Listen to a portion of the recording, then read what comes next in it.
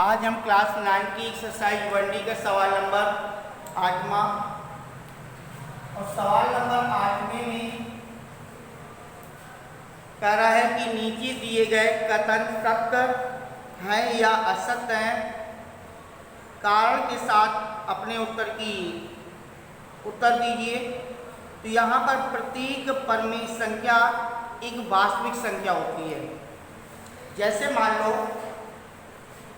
पहला है √2 एक अपरमेय संख्या है, √3 भी अपरमेय संख्या है, √5 भी अपरमेय संख्या है, √7 भी अपरमेय संख्या है। ठीक है, √2, 3, 5, 7 इत्यादि ये जो है ये आपकी कैसी संख्याएं हैं? अपरमेय संख्याएं। अपरमेय संख्याएं और अपरमेय संख्याएं हैं, लेकिन 2, 3, 5, 7 ये आपकी वास्तविक क्या है? संख्या है, वास्तविक संख्या है। भाई गिनती की जो अक्षर होते हैं वो क्या होती हैं? वास्तविक संख्याएं होती हैं, लेकिन है तो वास्तविक संख्या है, लेकिन है किस प्रकार की? अपरमेय है। तो वो कह रहा है कि अपरमेय संख्याएं एक वास्तविक संख्याएं होती हैं। इस कथन को आपको सत्य और असत्य से बताना है। तो यहाँ पर ये वास्तविक संख्याएं है, लेकिन किंतु है किस प्रकार की? अपरमेय संख्याएं है, इसलिए आपका क्या है? सत्य है।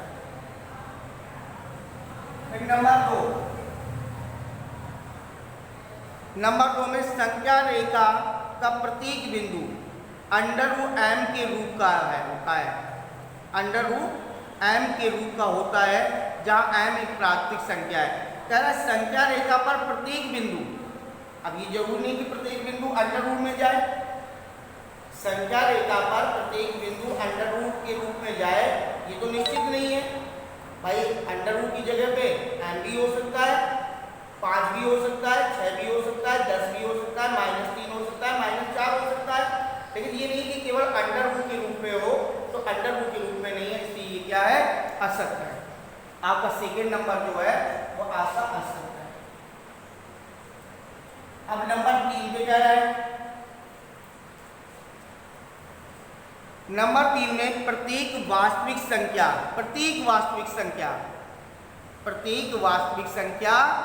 एक अपरमेय संख्या होती है।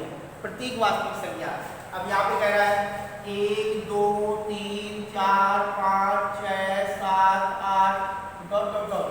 सबकी सब अपरमेय संख्याएं हैं।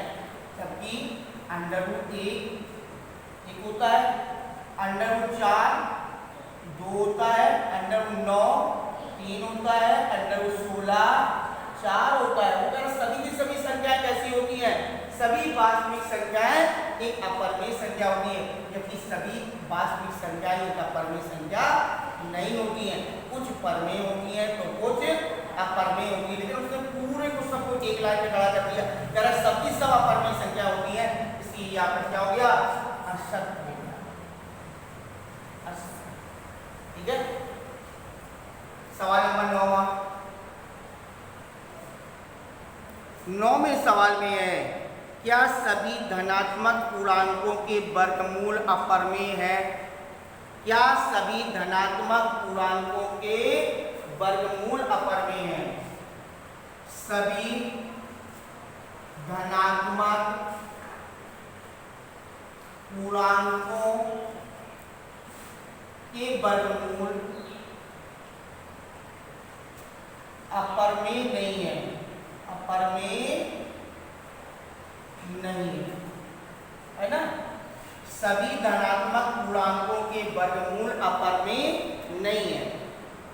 तीसरे वाले सत्य तरीके से दे रखा था, कह रहा था कि सभी धनात्मक पूर्णांकों के वर्गमूल अपरमेय है या नहीं है? तो सभी धनात्मक पूर्णांकों के वर्गमूल अपरमेय नहीं है। फिर इसके बाद कह रहा है यदि नहीं तो एक ऐसी संख्या का वर्गमूल उदाहरण दीजिए जो परमेय हो। तो एक ऐसी संख्या क्या? एक नहीं, अनेक संख्याओं का उदाहरण ले लो। उदाहरण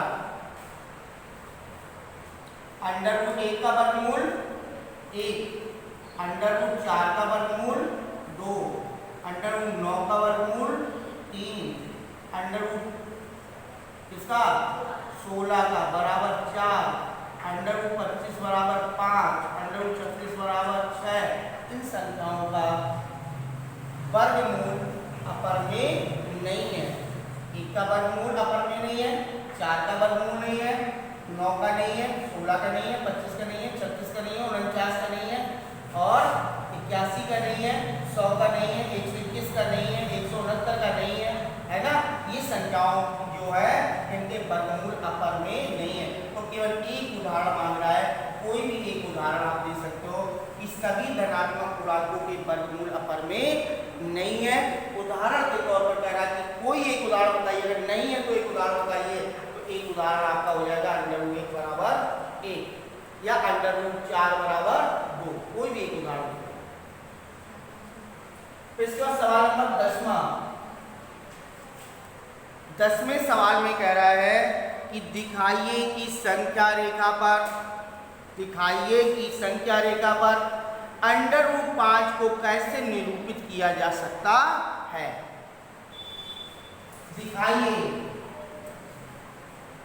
दिखाइए कि √5 को संख्या रेखा पर कैसे निरूपित किया जा सकता है।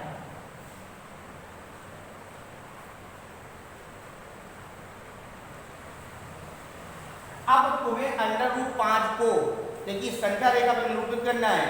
√5 को ऐसी दो संख्याओं के रूप में बांटो कि जिनका योग तो 5 हो लेकिन उनके वर्गमूल भी होते हैं। √5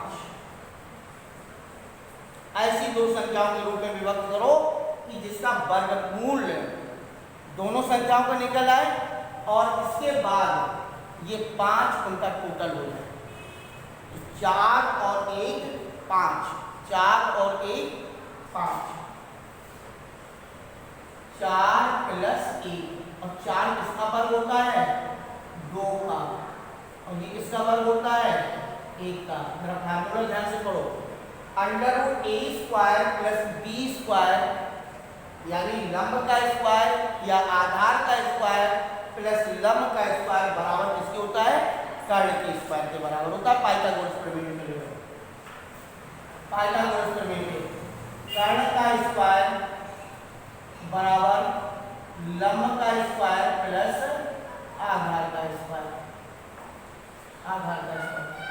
तो यहाँ पर लंब या आधार कोई भी भुजा मान सकते हो। तो सबसे पहले हमने ये भुजा अगर आधार मानोगे तो ये लंब बन जाएगी और ये आधार मानोगे तो ये लंब बन जाएगी। कोई भी भुजा बना सकते हो, ठीक है। तो सबसे पहला काम है आपको एक रेखा खींचनी है। इस रेखा का नाम L दे दें, ठीक है, L दे दें। इस पर कोई बिंदु हम क्या अंकित कर दें A अंकित कर दें, ठीक है। और A से O तक की दूरी कितनी ले लें 2। ये O या ये हमारा 2 सेंटीमीटर 2 सेंटीमीटर के बराबर है, ठीक है। तो यहाँ से यहाँ तक की दूरी कितनी हो गई 2 सेंटीमीटर। अब इसके बाद यहाँ से हम लंब खड़ा कर दें, यहाँ से लंब खड़ा कर दो। लंब हमारे कितना हो गया 90 है, क्योंकि पाइथागोरस प्रमेय चल रहा है और पाइथागोरस प्रमेय किस पर लगती है समकोण त्रिभुज पर। तो यहाँ से हमने लंब खड़ा कर दिया।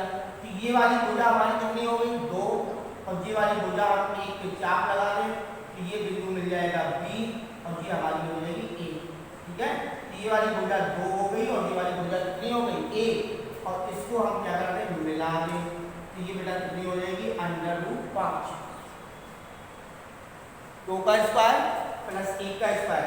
देखिए आपका पाइथागोरस प्रमेय लग जाएगा। यहाँ पर OB बराबर √OA² प्लस AB²। 2 का स्क्वायर प्लस 1 का स्क्वायर बराबर आ जाएगा 4 + 1 बराबर √5। तो OB बराबर कितनी आ जाएगी √5 हो जाएगी। तो इस भुजा की लंबाई कितनी हो जाएगी 5, ठीक है। अब इस भुजा की लंबाई 5 हो गई, ये आपने 5 निकाल लिया। इस तरीके से चित्र बना लोगे, ठीक है। चित्र बनाने के बाद अब हम O को केंद्र मानकर O को केंद्र मानकर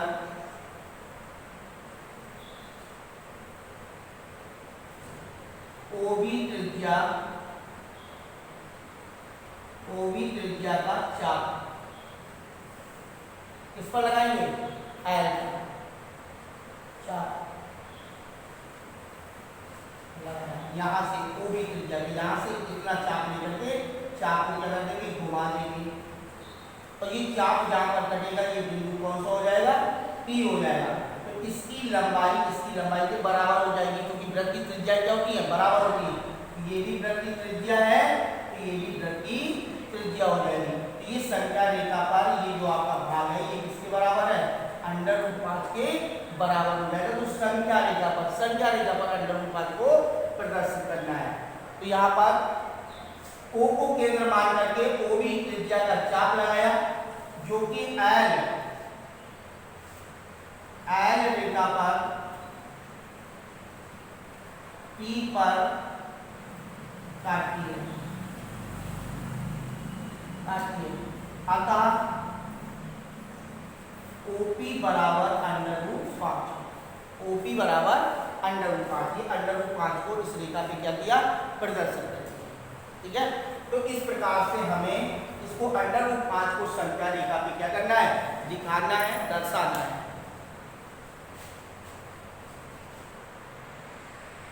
तो एक बार फिर से हम इस सवाल को समझ लेंगे कि दिखाइए कि √5 को संख्या रेखा पर कैसे निरूपित किया जा सकता है।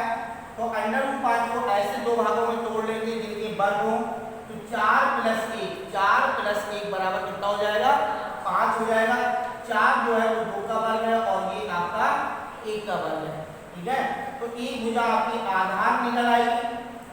आधार हमने कितनी मानी, आधार बराबर 2 और लंब बराबर आपका 1 है। ठीक है, तो यहाँ पर सबसे पहले एक रेखा खींच ली। उस रेखा पर हमने कोई भी एक बिंदु ए अंकित कर लिया। ए से 2 की दूरी पर हमने क्या किया, ओ बिंदु अंकित कर लिया। फिर ए से हम कितने अंश का कोण बना लेंगे, 90 अंश का, और ए से 1 सेमी का चाप लगा देंगे, तो आपका बी बिंदु मिल जाएगा। ओ बी को क्या कर देंगे, मिला देंगे। तो यहाँ पर ओ बी की जो लंबाई है वो किसके बराबर है, √5 के बराबर है, क्योंकि आधार का स्क्वायर प्लस लंब का स्क्वायर बराबर कर्ण के स्क्वायर के बराबर होता है। तो यहाँ पर ये भुजा निकल आई, देखो अब आपको शुद्ध करके भी दिखाया है। फिर ओबी त्रिज्या का वृत्त लेकर के हम वृत्त से चाप लगा देंगे। चाप जाकर के एल रेखा पर जहां पर कटेगा वो आपका √5 स्थित हो जाएगा। ठीक है, तो इस प्रकार से हमें इस सवाल को लगाना है। ऐसी और भी सवाल आपके आगे आएंगे, उनको भी इसी तरीके से लगाना है। तो इस सवाल को √, की कोई भी संख्या को अगर रेखा पर निरूपित करना है तो इसी प्रकार से या तो लंब और आधार मिलेगा, अगर माइनस होता तो कर्ण या आधार या लंब मिल जाता। ठीक है, अगर बीच में माइनस से मिल रही है तो आपकी पहली भुजा कर्ण है, दूसरी भुजा लंब या आधार है।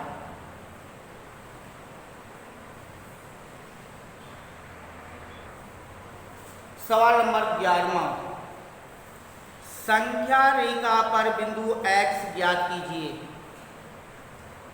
संख्या रेखा पर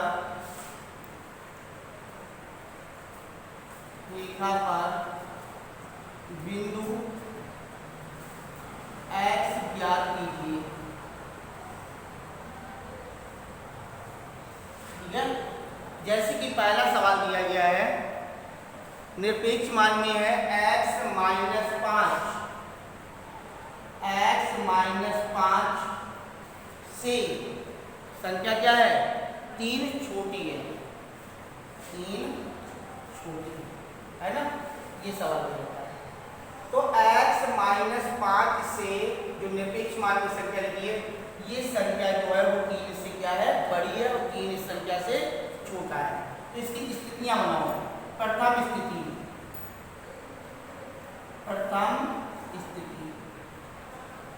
प्रथम स्थिति में x - 5 बड़ा है इससे 3 से, इसको निरपेक्ष मान से बाहर निकालोगे तो x - 5 बड़ा हो जाएगा 3 से। ठीक है, तो यहाँ पर दोनों पक्षों में 5 जोड़ने पर, क्या करने पर, 5 जोड़ने पर, तो x - प्लस 5 बड़ा है इससे 3 प्लस 5, ठीक है। तो यहाँ पर हो जाएगा x, 5 में से 5 चले जाएंगे 0 बचेगा, तो x का मान जो बड़ा है इससे 8 से, ये हमारा समीकरण नंबर पहला हो जाएगा, ठीक है। अब ये प्रथम स्थिति हो गई। हमें कौन सी स्थिति बनानी है? द्वितीय स्थिति। तो द्वितीय स्थिति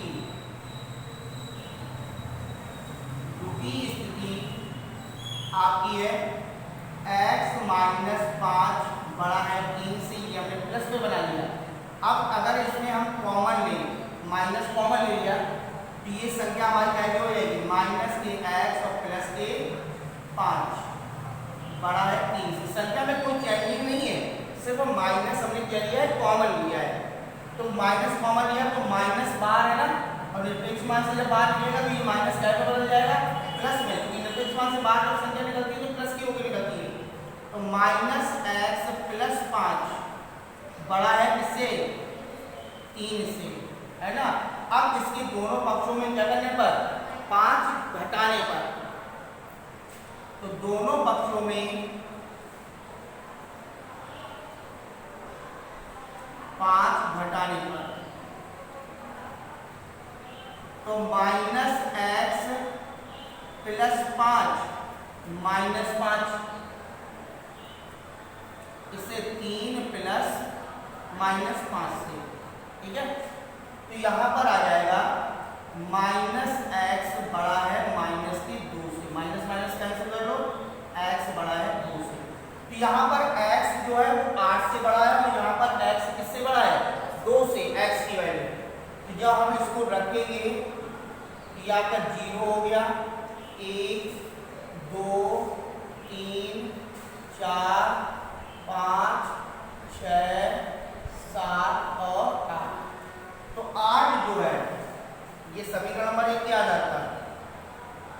ये समीकरण नंबर 2 है। तो 8 जो है ये हम बिंदु क्या मान लें? P, है ना। 8 क्या मान लें? P, और यहाँ पर ये 2 क्या मान लें? Q, 2 क्या मान लिया? Q मान लिया।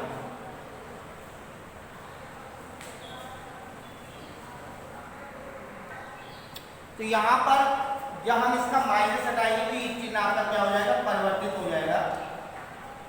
x की वैल्यू जो है वो 2 से क्या हो जाएगी? छोटी हो जाएगी, है ना।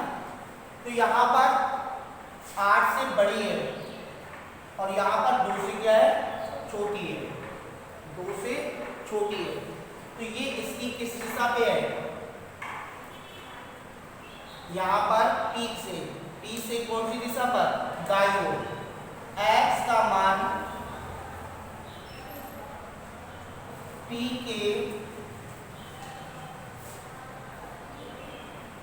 के दाईं ओर तथा Q के बाईं ओर स्थित होगा, ठीक है। तो P के बाईं ओर और Q के दाईं ओर हमारा x का मान स्थित होगा। सवाल नंबर अगला लगाना है, सेकेंड नंबर है, ये आपका फर्स्ट नंबर था, 11वें का सेकेंड नंबर। और सेकेंड नंबर में सवाल आपका दे रखा है कि x माइनस 5 से बड़ा है कौन? 3। x माइनस 5 से बड़ा है कौन? 3, ठीक है। x माइनस 5 से बड़ा है 3। तो यहाँ पर प्रथम स्थिति बनेगी याद रखिए कि x माइनस 5 से बड़ा है 3। तो यहाँ पर x माइनस 5 से बड़ा 3 हो जाएगा। तो यहाँ पर दोनों पक्षों में क्या करने पर? 5 जोड़ने पर। यहाँ पर हो जाएगा x माइनस 5 प्लस 5 बड़ा 3 प्लस 5 से, तो x से बड़ा हो जाएगा 8, ठीक है। x की वैल्यू से 8 जो है 8 से छोटी है। फिर इसके बाद द्वितीय स्थिति में